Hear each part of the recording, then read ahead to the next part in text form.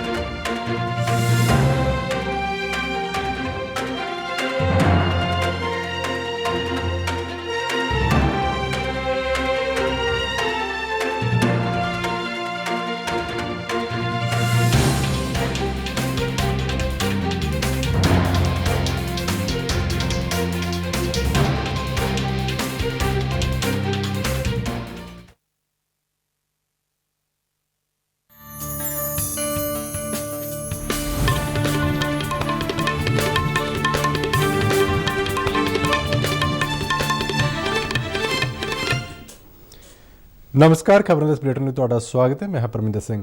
पहला पेश ने चोणवीआं खबरां।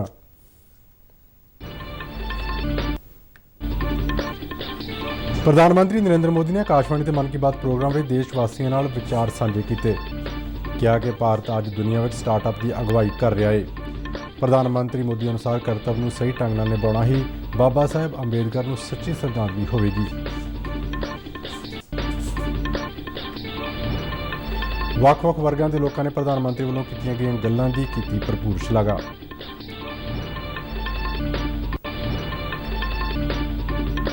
ਸੰਸਦ ਦਾ ਸਰਦਰੋਤ ਇਜਲਾਸ ਕੱਲ੍ਹ ਤੋਂ। ਪ੍ਰਧਾਨ ਮੰਤਰੀ ਨਰਿੰਦਰ ਮੋਦੀ ਦੀ ਅਗਵਾਈ ਵਿੱਚ ਹੋਈ ਸਰਬ ਪਾਰਟੀ ਮੀਟਿੰਗ।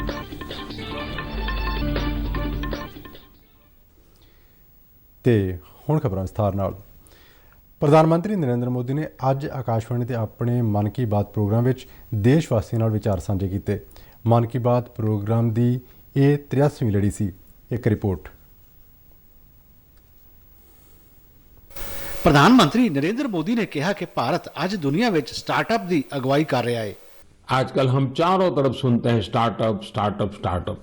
सही बात है, ये स्टार्टअप का युग है और ये भी सही है कि स्टार्टअप की दुनिया में आज भारत विश्व में एक प्रकार से नेतृत्व कर रहा है। साल दर साल स्टार्टअप को रिकॉर्ड निवेश मिल रहा है। ये क्षेत्र बहुत तेज रफ्तार से आगे बढ़ रहा है। यहाँ तक कि देश के छोटे छोटे शहरों में भी स्टार्टअप की पहुंच बढ़ी है। प्रधानमंत्री मोदी ने सुरक्षा बलों नूं याद करदिआं कहा कि अजिहे वीरां नूं जन्म देण वालियां वीर मातावां नूं याद करदे हां।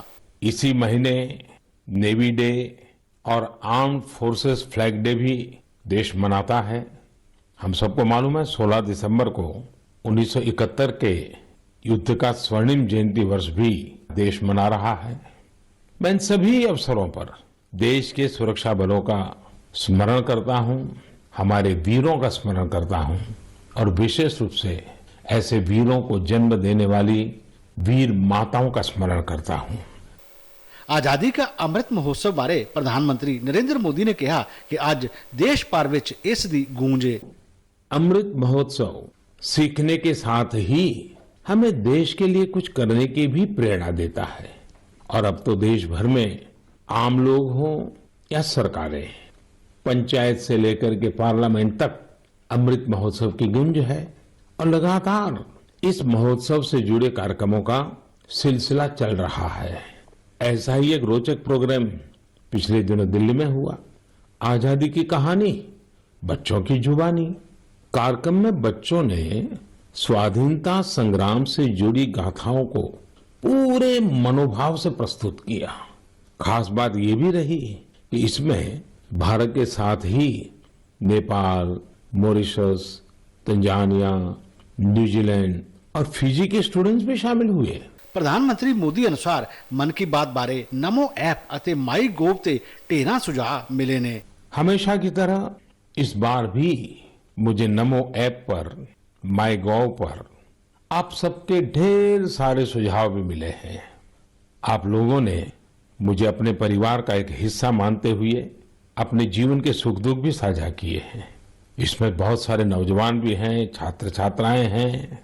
मुझे वाकई बहुत अच्छा लगता है कि मन की बात का हमारा ये परिवार निरंतर बड़ा तो हो ही रहा है, मन से भी जुड़ रहा है और मकसद से भी जुड़ रहा है। और हमारे गहरे होते रिश्ते हमारे भीतर निरंतर सकारात्मकता का एक प्रवाह प्रवाहित कर रहे हैं।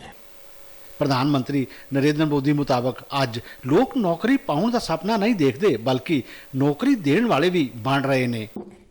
कुछ सालों पहले यदि कोई कहता था कि वो बिजनेस करना चाहता है या एक कोई नई कंपनी शुरू करना चाहता है, तब परिवार के बड़े बुजुर्ग का जवाब होता था, तुम नौकरी क्यों नहीं करना चाहते? नौकरी करो ना भाई।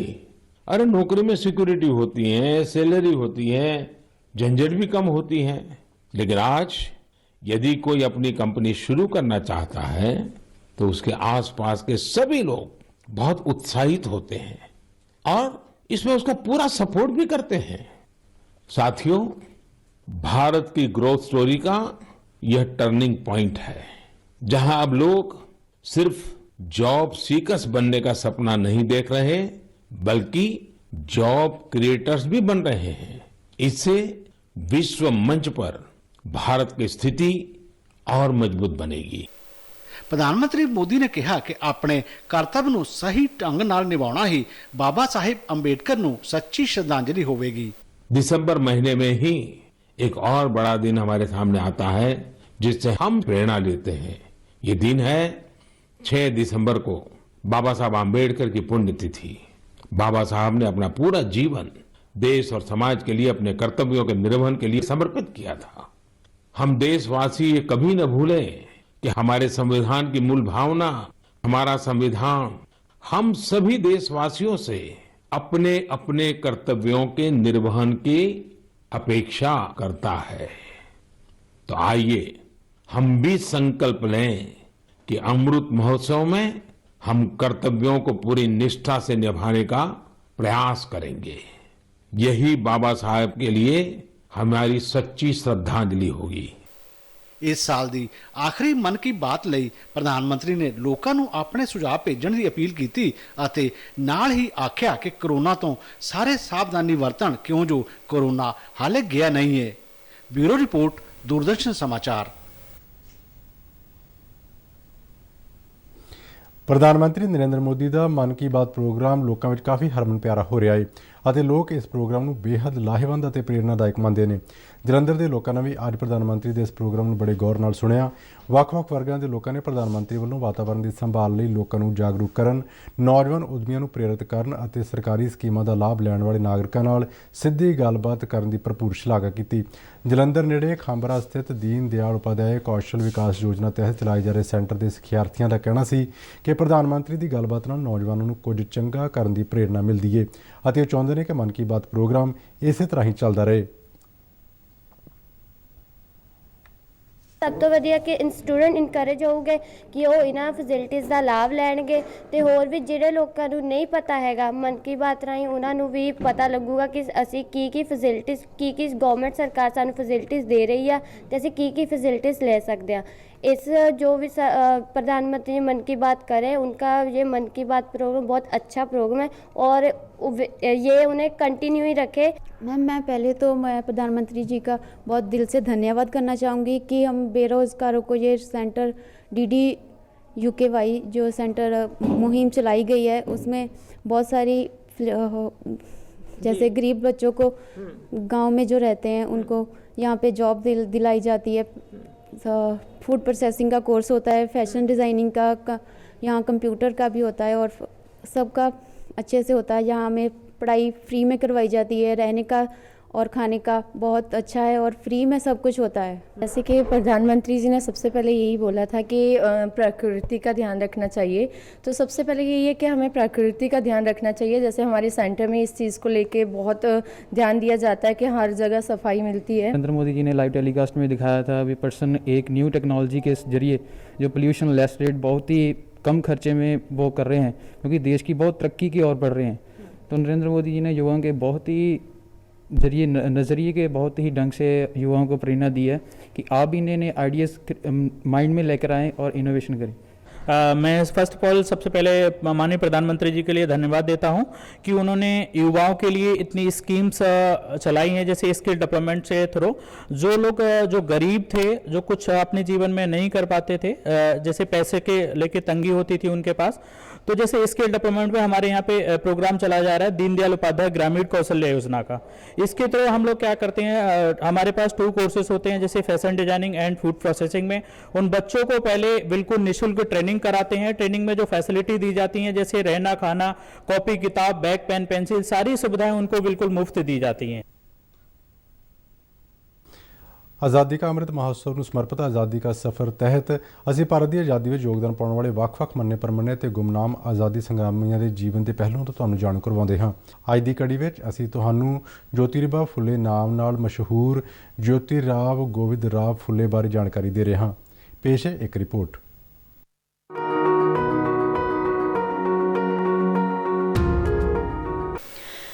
28 ਨਵੰਬਰ 1890 ਨੂੰ ਭਾਰਤ ਨੇ ਮਹਾਰਾਸ਼ਟਰ ਦੇ ਇੱਕ ਮਹਾਨ ਸਮਾਜਿਕ ਕਾਰਜਕਰਤਾ, ਵਿਚਾਰਕ, ਜਾਤੀਵਾਦ ਵਿਰੋਧੀ, ਸਮਾਜ ਸੁਧਾਰਕ ਤੇ ਲੇਖਕ ਨੂੰ ਗਵਾ ਦਿੱਤਾ, ਜਿਨ੍ਹਾਂ ਨੇ ਬਰਤਾਨਵੀ ਰਾਜ ਦੌਰਾਨ ਆਪਣੇ ਮਹਾਨ ਕਾਰਜਾਂ ਨਾਲ ਆਪਣੀ ਕਦੇ ਨਾ ਮਿਟਣ ਵਾਲੀ ਛਾਪ ਛੱਡੀ।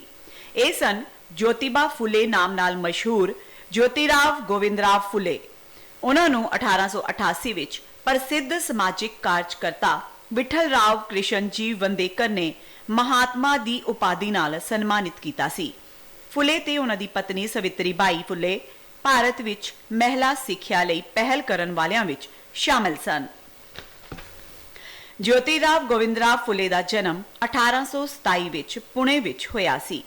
ਉਹ छोटे बच्चे ही सन तां उन्हां नूं स्कूल तो कढ लिया गया ते ਉਹ अपने परिवार दे नाल दुकान अते खेत विच काम करन लग पए सन।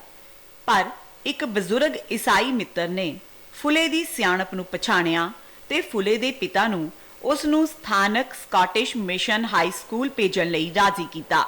फुले ने अंग्रेजी स्कूल विच अपनी सिक्ख्या 1847 विच पूरी कीती। 1848 विच ज्योतिबा फुले दे जीवन विच महत्वपूर्ण मोड़ आया जद ਉਹ ਇੱਕ ਅਖੌਤੀ ਉੱਚ ਜਾਤੀ ਦੇ ਦੋਸਤ ਦੇ ਵਿਆਹ ਵਿੱਚ ਗਏ। ਫੁਲੇ ਬਰਾਤ ਵਿੱਚ ਸ਼ਾਮਲ ਹੋਏ, पर बाद विच इस लई उन्हां दे दोस्त दे माता पिता ने उन्हां नूं फटकार लगाई ते उन्हां दा अपमान कीता। इस घटना ने जाति व्यवस्था दे अन्याय दे संदर्भ फुले उपर गहरा प्रभाव पाया। बाद विच 21 साल दी उम्र विच फुले ने अहमदनगर विच ईसाई मिशनरियां द्वारा चलाए जांदे लड़कियां दे एक स्कूल दा दौरा कीता। उन्हां ने थॉमस पेन दी पुस्तक राइट्स ऑफ मैन पढ़ी ਤੇ ਸਮਾਜਿਕ ਨਿਆਂ ਦੀ ਗਹਿਰੀ ਸਮਝ ਵਿਕਸਿਤ ਕੀਤੀ। ਉਹਨਾਂ ਨੇ ਮਹਿਸੂਸ ਕੀਤਾ ਕਿ ਭਾਰਤੀ ਸਮਾਜ ਵਿੱਚ ਹਾਲਾਤ ਅਖੌਤੀ ਨੀਚਲੀ ਜਾਤੀਆਂ ਤੇ ਮਹਿਲਾਵਾਂ ਦੇ ਅਨੁਕੂਲ ਨਹੀਂ ਹਨ ਤੇ ਇਹਨਾਂ ਤੋਂ ਮੁਕਤੀ ਵਾਸਤੇ ਇਹਨਾਂ ਵਰਗਾਂ ਦੀ ਸਿੱਖਿਆ ਮਹੱਤਵਪੂਰਨ ਸੀ। ਫੁਲੇ ਨੇ ਪਹਿਲਾਂ ਆਪਣੀ ਪਤਨੀ ਸਵਿਤਰੀ ਬਾਈ ਨੂੰ ਪੜ੍ਹਨ ਲਿਖਣ ਲਗਾਇਆ ਤੇ ਫਿਰ ਫੁਲੇ ਨੇ ਪਹਿਲਾਂ ਆਪਣੀ ਪਤਨੀ ਸਵਿਤਰੀ ਬਾਈ ਨੂੰ ਪੜ੍ਹਨਾ ਲਿਖਣਾ ਸਿਖਾਇਆ ਤੇ ਫਿਰ ਇਸ ਜੋੜੇ ਨੇ 1848 ਵਿੱਚ ਪੁਣੇ ਵਿਖੇ ਲੜਕੀਆਂ ਵਾਸਤੇ ਪਹਿਲਾ ਸਵਦੇਸ਼ੀ ਸਕੂਲ ਸ਼ੁਰੂ ਕੀਤਾ।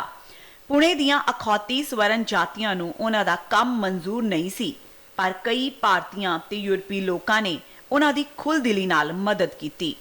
ਪੁਣੇ ਵਿੱਚ ਰੂੜੀਵਾਦੀਆਂ ਨੇ ਉਹਨਾਂ ਦੇ ਆਪਣੇ ਪਰਿਵਾਰ ਤੇ ਭਾਈਚਾਰੇ ਨੇ ਵੀ ਉਹਨਾਂ ਦਾ ਬਾਈਕਾਟ ਕਰਨ ਲਈ ਮਜਬੂਰ ਕੀਤਾ। ਇਸ ਦੌਰਾਨ ਉਹਨਾਂ ਦੇ ਦੋਸਤ ਉਸਮਾਨ ਸ਼ੇਖ ਤੇ ਉਸ ਦੀ ਭੈਣ ਫਾਤਿਮਾ ਸ਼ੇਖ ਨੇ ਉਹਨਾਂ ਨੂੰ ਸਿਰ ਉੱਪਰ ਛੱਤ ਮੁਹੱਈਆ ਕਰਵਾਈ। ਉਹਨਾਂ ਆਪਣੇ ਪਰਿਸਰ ਵਿੱਚ ਉਹਨਾਂ ਦਾ ਸਕੂਲ ਸ਼ੁਰੂ ਕਰਨ ਵਿੱਚ ਵੀ ਮਦਦ ਕੀਤੀ। ਬਾਅਦ ਵਿੱਚ ਫੁਲੇ ਨੇ ਅਖੌਤੀ ਨੀਵੀਆਂ ਜਾਤੀਆਂ ਦੇ ਬੱਚਿਆਂ ਲਈ ਸਕੂਲ ਸ਼ੁਰੂ ਕੀਤੇ। 1852 ਵਿੱਚ 3 ਫੁਲੇ ਸਕੂਲ ਚੱਲ ਰਹੇ ਸਨ। 273 ਲੜਕੀਆਂ ਇਨ੍ਹਾਂ ਸਕੂਲਾਂ ਵਿੱਚ ਸਿੱਖਿਆ ਪ੍ਰਾਪਤ ਕਰ ਰਹੀਆਂ ਸਨ। ਸਮਾਜ ਵਿੱਚ ਮਹਿਲਾਵਾਂ ਤੇ ਵਿਧਵਾਵਾਂ ਦੀ ਦੁਰਦਸ਼ਾ ਨੇ ਵੀ ਫੁਲੇ ਨੂੰ ਝੰਜੋੜ ਦਿੱਤਾ। ਉਨੀ ਦਿਨੀ ਵਿਧਵਾਵਾਂ ਨਾਲ ਬੁਰਾ ਵਿਹਾਰ ਕੀਤਾ ਜਾਂਦਾ ਸੀ ਤੇ ਉਹਨਾਂ ਦੇ ਸਾਏ ਤੱਕ ਨੂੰ ਵੀ ਅਸ਼ੁੱਭ ਮੰਨਿਆ ਜਾਂਦਾ ਸੀ। ਉਹਨਾਂ ਨੂੰ ਆਪਣੀ ਪਿੱਠ ਉੱਪਰ ਝਾੜੂ ਲੈ ਕੇ ਚੱਲਣਾ ਪੈਂਦਾ ਸੀ ਤਾਂ ਜੋ ਜਿਸ ਰਸਤੇ ਤੋਂ ਲੰਘੇ ਉਸ ਨੂੰ ਸਾਫ਼ ਕਰ ਸਕੇ।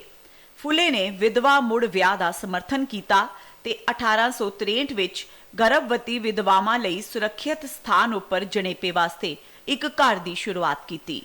ਉਹਨਾਂ ਬਾਲ ਹੱਤਿਆ ਦੀ ਦਰ ਨੂੰ ਘੱਟ ਕਰਨ ਦੇ ਯਤਨ ਵਿੱਚ ਇੱਕ ਅਨਾਥ ਆਸ਼ਰਮ ਦੀ ਸਥਾਪਨਾ ਕੀਤੀ। ਫੁਲੇ ਨੇ ਹਿੰਮਤ ਨਾਲ ਪੁਣੇ ਦੇ ਚਾਰੋਂ ਪਾਸੇ ਪੈਂਫਲੇਟ ਚਿਪਕਾ ਦਿੱਤੇ ਤੇ ਇਹਨਾਂ ਸ਼ਬਦਾਂ ਵਿੱਚ ਇਸ਼ਤਿਹਾਰ ਦਿੱਤਾ, ਬੇਵਾ ਔਰਤਾਂ ਇੱਥੇ ਆਉਣ ਤੇ ਆਪਣੇ ਬੱਚੇ ਨੂੰ ਸੁਰੱਖਿਅਤ ਅਤੇ ਗੁਪਤ ਰੂਪ ਵਿੱਚ ਜਨਮ ਦੇਣ। ਇਹ ਤੁਹਾਡੀ ਇੱਛਾ ਉੱਪਰ ਹੈ ਕਿ ਤੁਸੀਂ ਬੱਚੇ ਨੂੰ ਕੇਂਦਰ ਵਿੱਚ ਰੱਖਣਾ ਚਾਹੁੰਦੇ ਹੋ ਜਾਂ ਉਸ ਨੂੰ ਆਪਣੇ ਨਾਲ ਲਿਜਾਣਾ ਚਾਹੁੰਦੇ ਹੋ। ਜੇ ਤੁਸੀਂ ਆਪਣਾ ਬੱਚਾ ਇਸ ਅਨਾਥ ਆਸ਼ਰਮ ਵਿੱਚ ਛੱਡ ਕੇ ਜਾਂਦੇ ਹੋ ਤਾਂ ਇੱਥੇ ਬੱਚੇ ਦੀ ਪੂਰੀ ਦੇਖਭਾਲ ਕੀਤੀ ਜਾਵੇਗੀ। ਫੁਲੇ ਦੰਪਤੀ 1880 ਦੇ ਦਹਾਕੇ ਦੌਰਾਨ ਸ਼ਿਸ਼ੂ ਹੱਤਿਆ ਰੋਕਥਾਮ ਕੇਂਦਰ ਚਲਾਉਂਦੇ ਰਹੇ।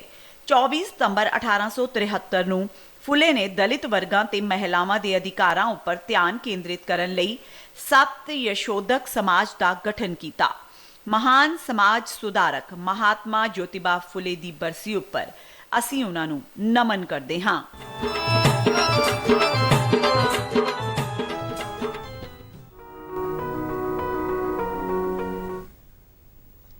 ਸੰਸਦ ਦੇ ਕੱਲ੍ਹ ਤੋਂ ਸ਼ੁਰੂ ਹੋਣ ਵਾਲੇ ਸਰਦ ਰੁੱਤ ਇਜਲਾਸ ਦੀ ਕਾਰਵਾਈ ਸੁਚਾਰੂ ਢੰਗ ਨਾਲ ਚਲਾਉਣ ਲਈ ਸਰਕਾਰ ਨੇ ਅੱਜ ਨਵੀਂ ਦਿੱਲੀ ਵਿੱਚ ਸਰਬ ਪਾਰਟੀ ਮੀਟਿੰਗ ਬੁਲਾਈ। ਪ੍ਰਧਾਨ ਮੰਤਰੀ ਨਰਿੰਦਰ ਮੋਦੀ ਨੇ ਇਸ ਮੀਟਿੰਗ ਦੀ ਪ੍ਰਧਾਨਗੀ ਕੀਤੀ। ਮੀਟਿੰਗ ਵਿੱਚ ਕਾਂਗਰਸ ਸਮੇਤ ਹੋਰਨਾਂ ਵੱਖ-ਵੱਖ ਪਾਰਟੀਆਂ ਦੇ ਨੁਮਾਇੰਦਿਆਂ ਨੇ ਹਿੱਸਾ ਲਿਆ। ਬੀਜੇਪੀ ਤੇ ਕਾਂਗਰਸ ਨੇ ਆਪੋ ਆਪਣੇ ਲੋਕ ਸਭਾ ਮੈਂਬਰਾਂ ਨੂੰ ਕੱਲ੍ਹ ਸੰਸਦ ਵਿੱਚ ਮੌਜੂਦ ਰਹਿਣ ਲਈ ਵਿਪ ਜਾਰੀ ਕੀਤਾ ਹੈ। ਖੇਤੀ ਮੰਤਰੀ ਨਰਿੰਦਰ ਸਿੰਘ ਤੋਮਰ ਸੈਸ਼ਨ ਦੇ ਪਹਿਲੇ ਦਿਨ ਕੱਲ੍ਹ ਲੋਕ ਸਭਾ ਵਿੱਚ ਖੇਤੀ ਕਾਨੂੰਨਾਂ ਨੂੰ ਰੱਦ ਕਰਨ ਸੰਬੰਧੀ ਬਿੱਲ ਪੇਸ਼ ਕਰਨਗੇ। ਬਾਅਦ ਵਿੱਚ ਬੀਜੇਪੀ ਪਾਰਲੀਮੈਂਟਰੀ ਐਗਜ਼ੀਕਿਊਟਿਵ ਕਮੇਟੀ ਦੀ ਮੀਟਿੰਗ ਵੀ ਹੋਈ, ਜਿਸ ਵਿੱਚ ਪਾਰਟੀ ਪ੍ਰਧਾਨ ਜੇਪੀ ਨੱਡਾ, ਰੱਖਿਆ ਮੰਤਰੀ ਰਾਜਨਾਥ ਸਿੰਘ ਅਤੇ ਰਾਜ ਸਭਾ ਵਿੱਚ ਸਦਨ ਦੇ ਨੇਤਾ ਤੇ ਕੇਂਦਰੀ ਮੰਤਰੀ ਪੀਯੂਸ਼ ਗੋਇਲ ਸਮੇਤ ਹੋਰ ਕਈ ਨੇਤਾ ਹਾਜ਼ਰ ਸਨ। ਇਸ ਮਗਰੋਂ ਐਨਡੀਏ ਵਿੱਚ ਸ਼ਾਮਲ ਆਗੂਆਂ ਦੀ ਮੀਟਿੰਗ ਹੋਈ, ਜਿਸ ਵਿੱਚ ਸੰਸਦ ਇਜਲਾਸ ਦੌਰਾਨ ਅਪਣਾਈ ਜਾਣ ਵਾਲੀ ਰਣਨੀਤੀ ਤੇ ਚਰਚਾ ਕੀਤੀ ਗਈ। ਦੇਸ਼ ਵਿਆਪੀ ਕੋਵਿਡ ਟੀਕਾਕਰਨ ਮੁਹਿੰਮ ਤਹਿਤ ਭਾਰਤ ਨੇ 122 ਕਰੋੜ ਤੋਂ ਵੱਧ ਟੀਕੇ ਲਗਾ ਕੇ ਇੱਕ ਹੋਰ ਮੀਲ ਪੱਥਰ ਪਾਰ ਕਰ ਲਿਆ। ਸਿਹਤ ਮੰਤਰਾਲੇ ਮੁਤਾਬਕ ਬੀਤੇ 24 ਘੰਟਿਆਂ ਵਿੱਚ 83 ਲੱਖ ਟੀਕੇ ਲਗਾਏ ਗਏ ਨੇ। ਸਿਹਤਯਾਬੀ ਦੀ ਦਰ ਇਸ ਵੇਲੇ 98.34% ਹੈ, ਜਿਹੜੀ ਮਾਰਚ 2020 ਤੋਂ ਬਾਅਦ ਸਭ ਤੋਂ ਵੱਧ ਹੈ। ਪੰਜਾਬ ਵਿੱਚ ਹੁਣ ਤੱਕ 2,39,38,428 ਟੀਕੇ ਲਗਾਏ ਜਾ ਚੁੱਕੇ ਨੇ। ਸੀਮਾ ਸੁਰੱਖਿਆ ਬਲ ਨੇ ਗੁਰਦਾਸਪੁਰ ਸੈਕਟਰ ਦੀ ਇੱਕ ਸਰਹੱਦੀ ਚੌਂਕੀ ਤੇ ਇੱਕ ਪਾਕਿਸਤਾਨੀ ਨਾਗਰਿਕ ਨੂੰ ਬੀਤੇ ਦਿਨੀ ਪਾਕਿਸਤਾਨ ਦੇ ਰੇਂਜਰਾਂ ਦੇ ਹਵਾਲੇ ਕੀਤਾ। ਇਹ ਨਾਗਰਿਕ 26 ਨਵੰਬਰ ਨੂੰ ਗਲਤੀ ਨਾਲ ਸਰਹੱਦ ਪਾਰ ਕਰਕੇ ਭਾਰਤੀ ਇਲਾਕੇ ਵਿੱਚ ਆ ਗਿਆ ਸੀ। ਬਲ ਦੇ ਇੱਕ ਬੁਲਾਰੇ ਨੇ ਜਲੰਧਰ ਵਿੱਚ ਦੱਸਿਆ ਕਿ ਇਸ ਵੇਲੇ ਅਜਿਹੇ 16 ਪਾਕਿਸਤਾਨੀ ਨਾਗਰਿਕਾਂ ਨੂੰ ਮਨੁੱਖੀ ਅਤੇ ਸਦਭਾਵ ਦੇ ਆਧਾਰ ਤੇ ਪਾਕਿਸਤਾਨੀ ਰੇਂਜਰਾਂ ਦੇ ਹਵਾਲੇ ਕੀਤਾ ਜਾ ਚੁੱਕਾ ਹੈ, ਜਿਹੜੇ ਗਲਤੀ ਨਾਲ ਭਾਰਤੀ ਸਰਹੱਦ ਵਿੱਚ ਆ ਗਏ ਸਨ। ਤੇ ਇਸ ਤਰ੍ਹਾਂ ਹੀ ਖਬਰਾਂ ਦਾ ਬੁਲੇਟਿਨ ਖਤਮ ਹੁੰਦਾ ਹੈ। ਇਜਾਜ਼ਤ ਦਿਓ। ਨਮਸਕਾਰ।